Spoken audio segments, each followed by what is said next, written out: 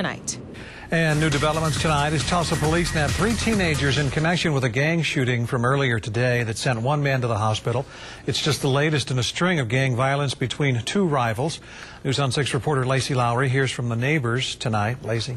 Scott, gang unit officers arrested 2 members of the Latin Kings and 1 member of the Florencia gang tonight on charges of shooting with intent to kill, using a vehicle to fire a gun, and malicious mischief.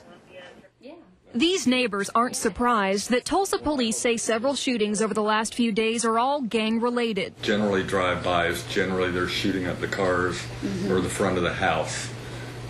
They may or may not have been targeting people before now, but apparently today was a pretty big escalation. Leslie Johnson and Chris and Mary Whitney live near 2nd and Xanthus, where the most serious of those shootings happened today. We've had a stray bullet through our front door, so I'm really nervous about that. Witnesses told police a vehicle drove into the intersection. A man got out, pointed a handgun at the victim, fired a couple of shots, and then drove away.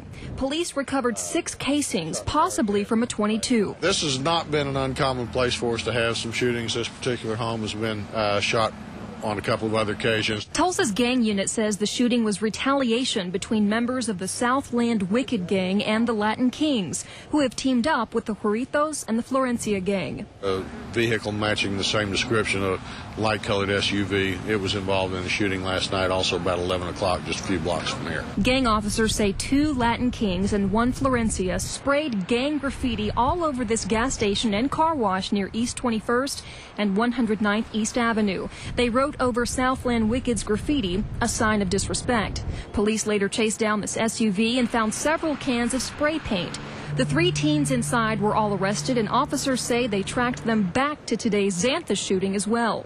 Johnson and the Whitneys want city leaders to help stop the violence. I think, as homeowners, we should feel safe in our homes. No, it doesn't matter where we are in Tulsa. They believe it's detrimental to the neighborhood and every other taxpayer. We have to call the police here again and again and again. Those are tax dollars. Gang unit officers arrested this man, 19-year-old Abad Cuevas, for today's shooting, as well as 17-year-old Alex Perez and 16-year-old Juan Davila. The victim was shot once in the chest. He is expected to survive. Lacey Lowry.